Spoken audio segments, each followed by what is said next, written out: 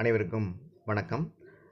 2024-25க்கான slash report card வந்து EMIS வலைதளத்தில் வந்து அப்டேட் பண்ணியிருக்காங்க. அந்த ரிப்போர்ட் கார்டில் உங்களுடைய ஸ்டேட்டில் அளவில் உங்கள் பள்ளி எந்த அளவில் இருக்குது, உங்களுடைய பிளாக் வைஸில் வந்து உங்கள் பள்ளி எந்த அளவில் இருக்குது அப்படிங்கிற ரிப்போர்ட் கார்டை வந்து டவுன்லோட் பண்ணுறதுக்கான ஆப்ஷன் வழிமுறைகளையும் கொடுத்துருக்காங்க. அதை எவ்வாறு நம்ம டவுன்லோட் பண்ணலாம் அப்படிங்கிறத பற்றி தான் இந்த வீடியோவில் நம்ம பார்க்க போகிறோம். மறக்காமல் சேனலை சப்ஸ்கிரைப் பண்ணுங்கள், வீடியோ அனைவருக்கும் ஷேர் பண்ணுங்கள். ஃபஸ்ட் அதுக்கு உங்களுடைய குரோம் ப்ரௌசர் நீங்கள் ஓப்பன் பண்ணிக்கிங்க. ஓப்பன் பண்ணிவிட்டு பார்த்தீங்க அப்படின்னா உங்களுக்கு சர்ச் பார் வரும். அதில் எம்இஸ்டிஎன் ஸ்கூல் அப்படின்னு டைப் பண்ணிக்கிங்க. டைப் பண்ணிட்டு நீங்கள் வந்து ஃபஸ்ட்டுக்கு லிங்க் வந்து நீங்கள் டச் பண்ணிக்கிங்க. டச் பண்ணிங்க அப்படின்னா ஆல்ரெடி ஸ்கூல் லாகின்ல இருந்தீங்க அப்படின்னா உங்களுக்கு டேரெக்டாக உங்களுக்கு ஓப்பன் ஆயிரும்.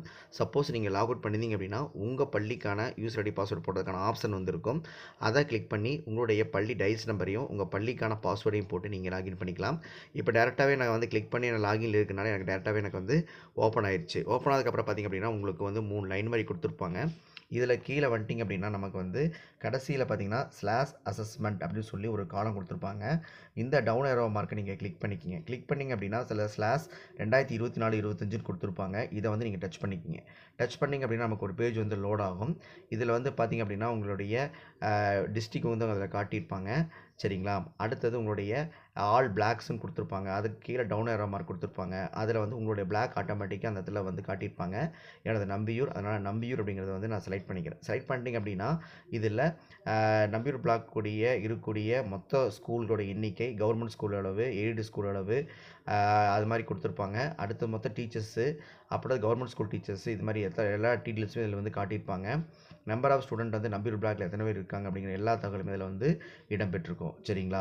அடுத்து பார்த்திங்கன்னா எத்தனை பேர் வந்து பார்ட்டிசிபேஷன் பண்ணாங்க அப்படிங்கிறதையும் அதில் 3rd, 5th, 8th அப்படின்னு கொடுத்துருப்பாங்க. ஆல் கிளாஸ்ன்னு கொடுத்துருப்பாங்க. சரிங்களா? மொத்த ஸ்டூடெண்ட் வந்து ஸ்கூல்ஸ் வந்து 77, அதில் 102 டீச்சர்ஸ் இருக்குது அப்படிங்கிற தகவலும் அதில் வந்து இடம்பெற்றிருக்கும். அதில் வந்து எத்தனை பேர் வந்து பாய்ஸ் எவ்வளவு, கேர்ள்ஸ் எவ்வளவு அப்படிங்கிறதையும் அவங்க வந்து கொடுத்துருப்பாங்க. அதோடைய எல்லா தகவலுமே இதில் வந்து இடம்பெற்றிருக்கும். சரிங்களா?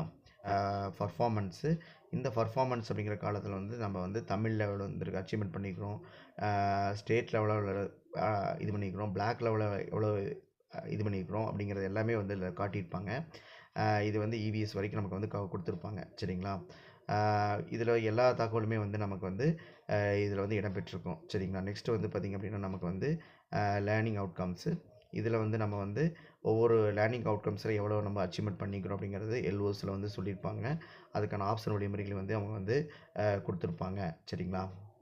அடுத்தது பார்த்திங்க அப்படின்னா ஸ்கூல் கிளிக் பண்ணி நீங்கள் என்ன தகவல் வேணாலும் அதில் வந்து கற்றுக்கலாம். அதில் வந்து செலக்ட் வந்து ஈரோடு அப்படிங்கிறத வந்து செலக்ட் பண்ணிக்கிங்க. உங்களோட பிளாக் வந்து இந்த இடத்துல வந்து வந்திருக்கும். அதில் வந்து உங்களோட பிளாக்கை வந்து நீங்கள்